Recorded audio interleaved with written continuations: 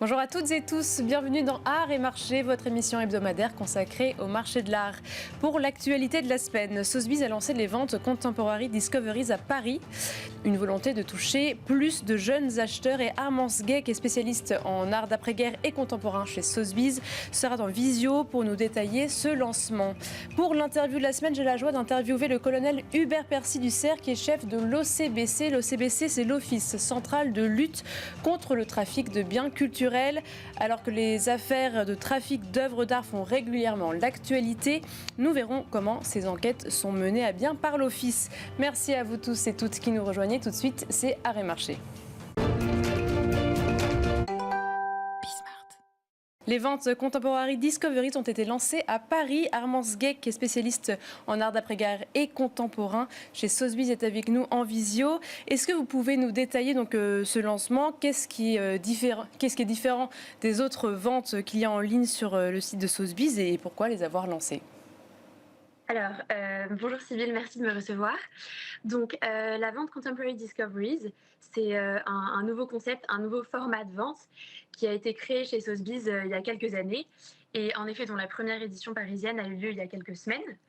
En fait, il s'agit d'une vente dans laquelle nous avons la liberté de montrer aux côtés des artistes d'après-guerre et contemporains établis que nous avons l'habitude de montrer chez Sotheby's, des artistes de la nouvelle génération que l'on pourrait appeler artistes émergents, dont pour certains c'est la première fois qu'ils apparaissent en vente aux enchères.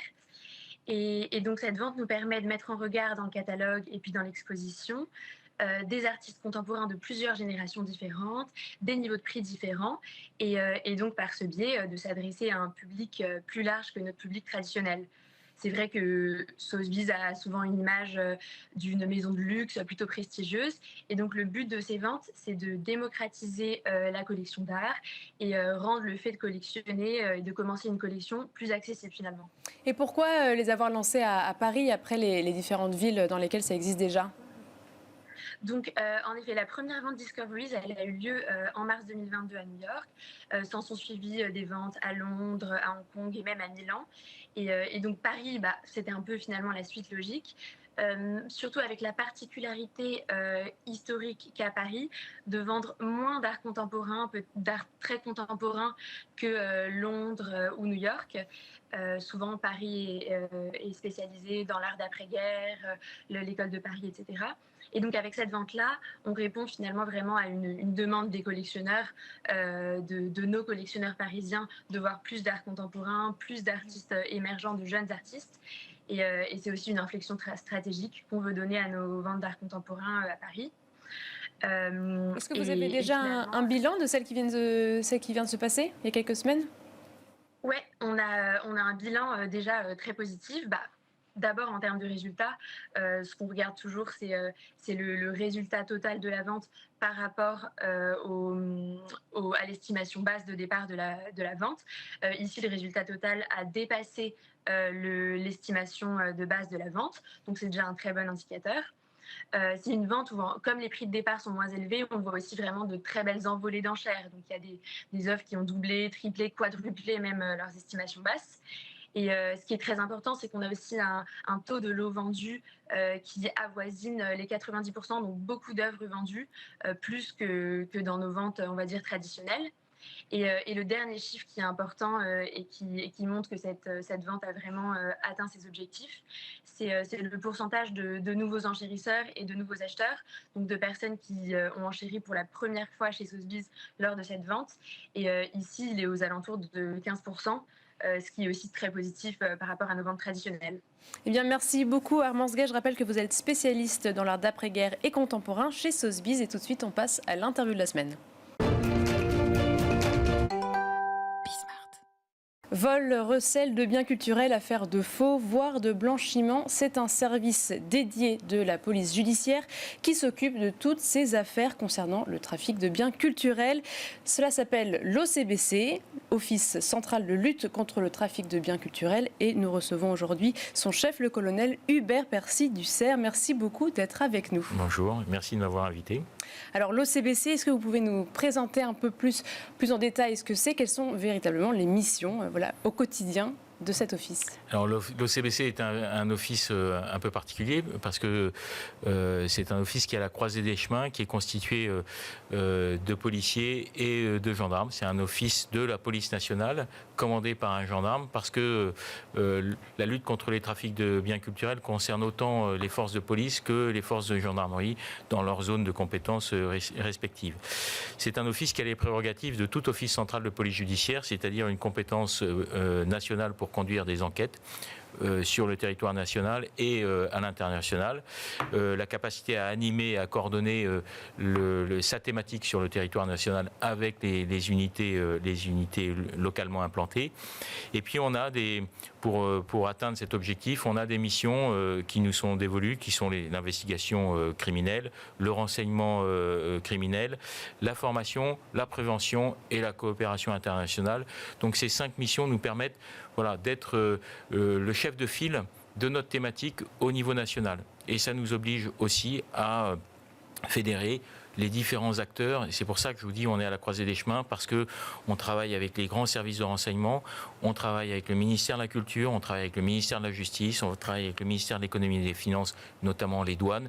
Donc on a des partenariats sur tous les acteurs qui ont un rôle d'efficacité et un rôle majeur dans la lutte contre les trafics. Et vous êtes combien en tout dans la... Alors on est une petite start-up, on est 33. Avec une parité d'enquêteurs police et d'enquêteurs gendarmerie, mais on a aussi des enseignants-chercheurs.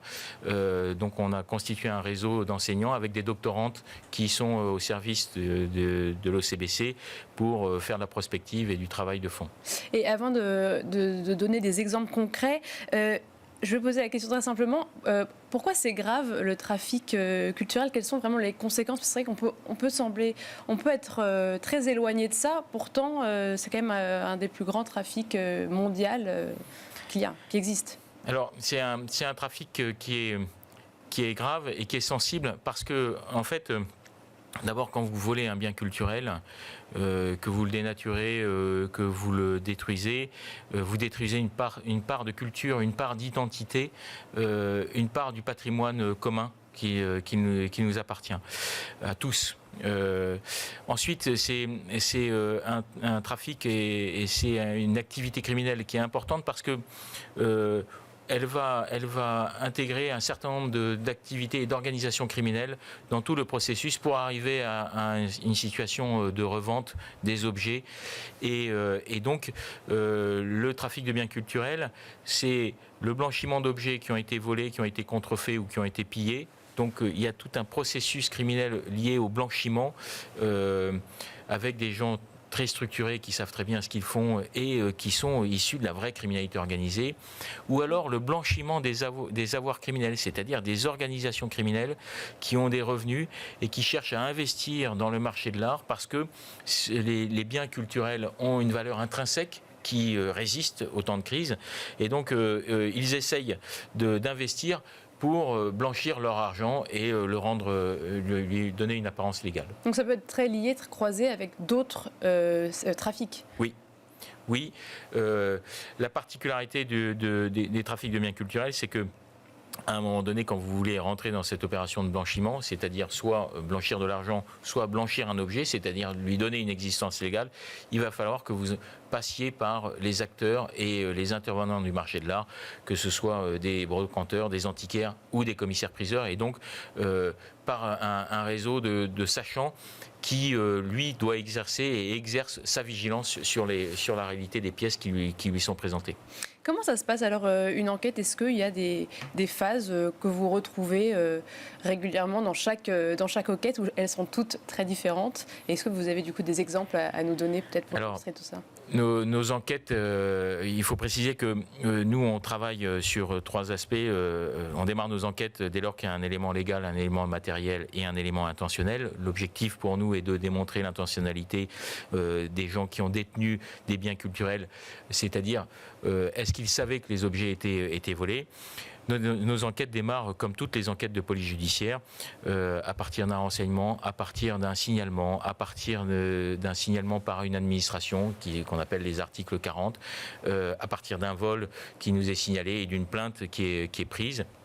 Et la particularité, c'est que très rapidement, nos enquêtes nous amènent à conduire des investigations à l'international. C'est pour ça qu'on a un important réseau de coopération avec les grandes agences Europol, Interpol, mais avec toutes les polices européennes et les polices, on est en relation assez régulière avec les forces de police américaines.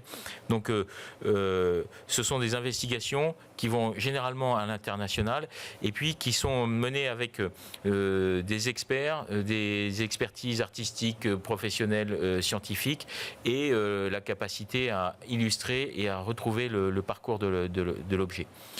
Point particulier, c'est qu'il y a une vraie vulnérabilité dans le trafic de biens culturels qu'on retrouve dans toutes nos enquêtes, c'est l'objet. Parce que l'objet, dès lors qu'il est identifié, photographié, sa carte d'identité permet de le tracer tout au long de sa vie et de savoir quelles sont les personnes qui l'ont détenu. Donc on arrive à remonter sur quasiment toute la filière de recel, parfois même, et assez souvent, jusqu'au voleur. Donc c'est un réseau qui, dès lors qu'on a ces éléments d'identification, avec l'inscription des objets volés dans la base Tréma, leur mise sous surveillance pendant des années, parce que certains objets peuvent réapparaître des années après, eh bien, on est capable, avec des outils d'intelligence artificielle que l'on développe à l'OCBC, de retrouver ces objets et de démarrer l'enquête et de dire vous êtes receleur d'un objet qui a été volé dans un musée, qui a été volé chez un particulier. L'IA est donc un bon outil pour vous? L'IA est un outil qu'on a développé dans le cadre d'un projet européen et qu'on est en train de tester et de faire monter en puissance. Et donc pour terminer cette interview, est-ce que vous pouvez nous donner donc un exemple d'une enquête que vous avez réalisée, qui serait du coup maintenant terminée, dont on pourrait parler? Alors, un exemple d'une enquête qui montre la sensibilité, c'est 2021, sur le site de Saqqara, une chapelle funéraire où on découvre la chapelle funéraire d'un prêtre. Et cette chapelle funéraire est fermée. 2022, quand elle est réouverte, il y a des linteaux qui ont été pillés et arrachés et enlevés à coups de marteau-piqueur. Pardon, je vous ai dit 2021, c'est 2002. Ces objets-là sont retrouvés en 2013 sur le marché français. Et on démontre, dans le cadre de l'enquête de l'OCBC, que ces objets ont été pillés et qu'ils sont d'une provenance illicite et extraits illicitement du territoire égyptien.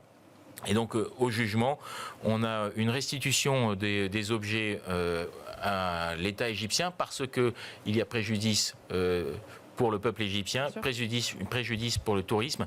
Et en fait, on a une situation où on s'aperçoit des implications diplomatiques d'un vol ou d'un achat, de la vente d'un achat sur le territoire français qui a été pillé dans un pays étranger. Et donc, ces enquêtes-là montrent la sensibilité diplomatique et des relations interétatiques autour des biens culturels. Eh bien, merci beaucoup, le colonel Hubert Percy du Cerf. Vous êtes le chef de l'OCBC. Merci d'avoir été avec nous aujourd'hui. Et quant à nous, on se retrouve la semaine prochaine pour un nouveau numéro d'Art et Marché.